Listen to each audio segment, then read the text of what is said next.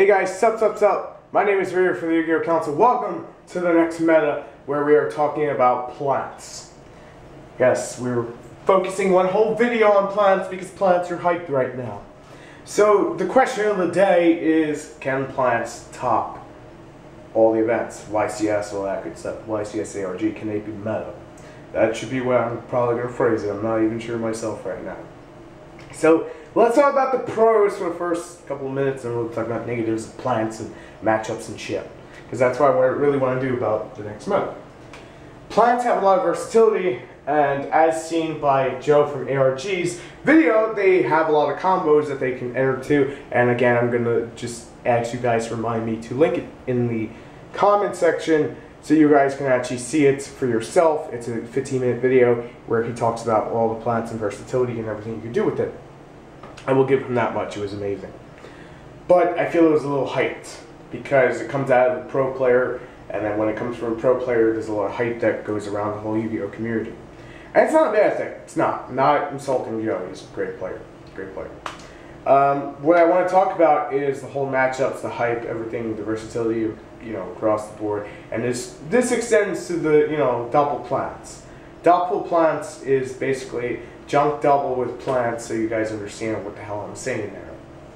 So during the video, Mathematician opens about 15 different combos that you can go off one card. That versatility is extremely strong, and it makes it pretty much a top contender because of the versatility it has. You can send Dandelion to the graveyard, get 2 tokens, and go Super Soul and Nutrient, or something along those lines.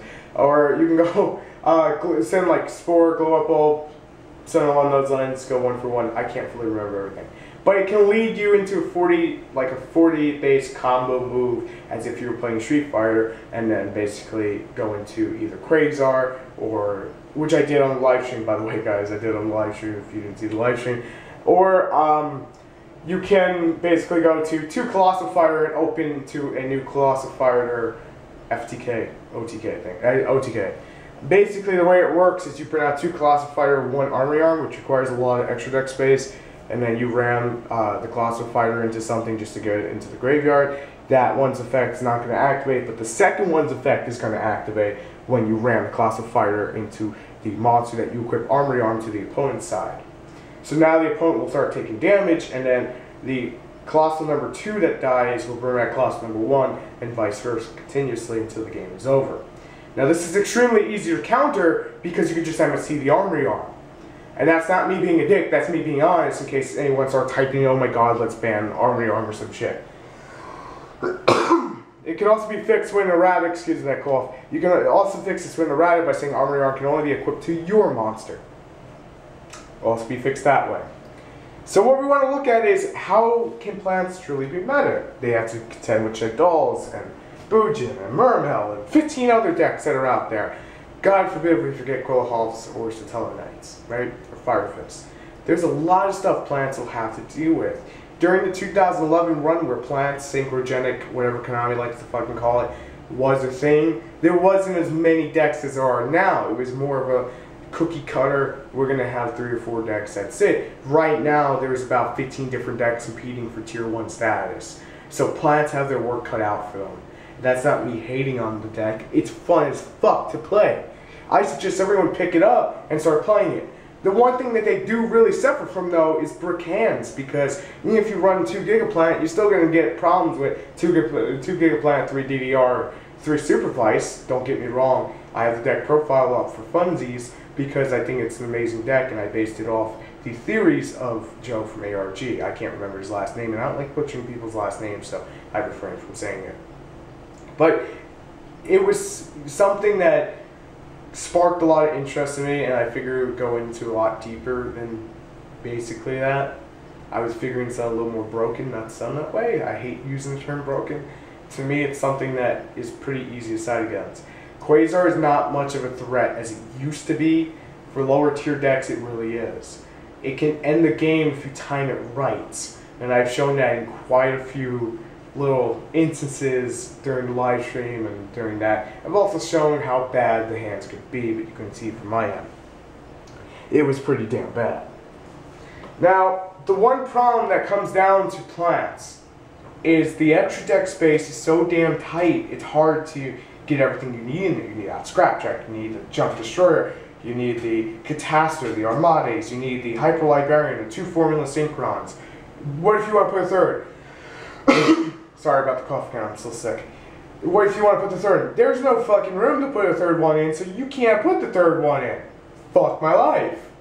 And again, it's not me hating on the deck, it's just plants are one of those things that you have to choose the best options for your matchups. Even fitting a Shooting Star Dragon in eats up room. You know, it's like how many times are you really going to bring this out? And then you need Stardust in the extra deck, and then you need this, and you need that. It's got a lot of versatility. It's got some pretty damn good matchups. But what it's going to really suffer from when it comes going across these different decks that are all competing for Tier 1 status is that dead hand will fuck them over so badly. And I want to see plants, you know, go into a position where they are a strong Tier 2 and could top, you know, regionals or something along those lines. Basically that Blackwing status I'm hoping for right now, which we'll be talking about next week. But I feel it's just getting a lot of hype that doesn't fully deserve. Because we all remember plants in 2011 if you played this game long enough. And that was about 3 years ago.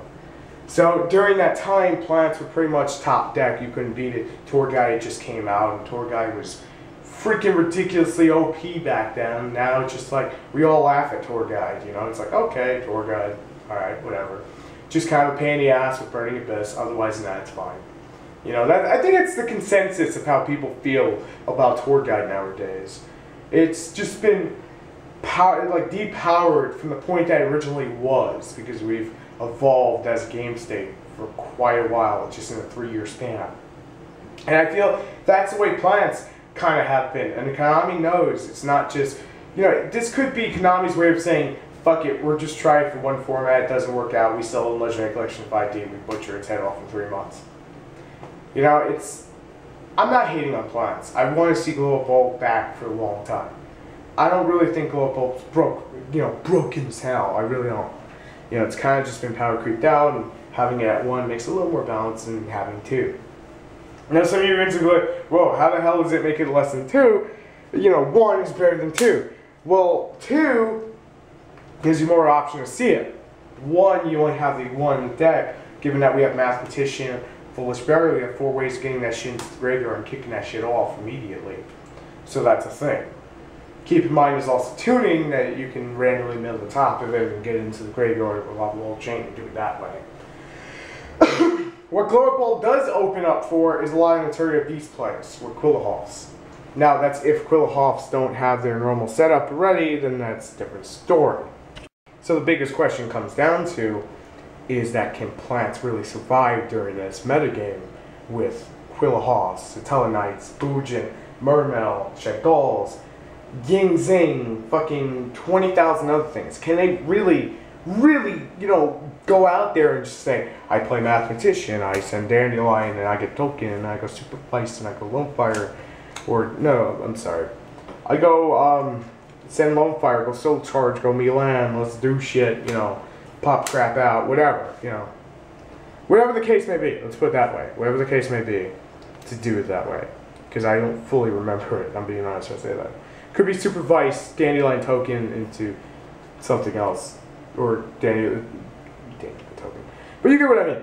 Glow Up Bulb into Dandelion and overlay into Mathematician, then same Glow Up Bulb. Get Glow Up Bulb X and the Dandelion, get 2 tokens, sync out for formula. Let's go +6. Now, I'm not taking away the fact that Hyper Librarian plus plants is still really fucking good.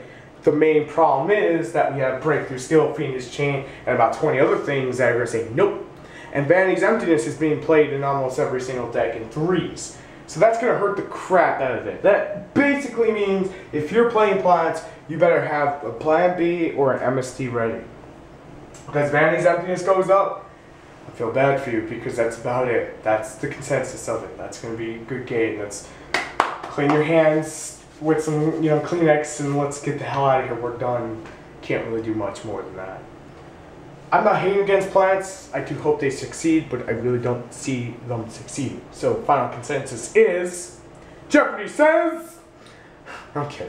In all seriousness, I don't see them topping that much. I think they will, but Vanity's Emptiness at 3 is going to hurt the shit out of them. Not to mention Mid-Rash is still a thing. And it's kind of like that Dragon Ruler thing where people think, okay, Dragon Ruler is so silly, they're going to top against Shaddolls, and then they don't because Shaddolls have better matchup. I'm not hating, I'm just saying. And then basically you can't do squat. I'm ready for the Yu-Gi-Oh! Council. If you enjoyed the video, make sure to like, comment, rate, subscribe, and I will hopefully see you on the next video. Thanks for watching the next meta, where next Wednesday we will be talking about Black Wings and kind of the same thing how we did about plants. And stock market returns tomorrow, so I'll see you then. Peace.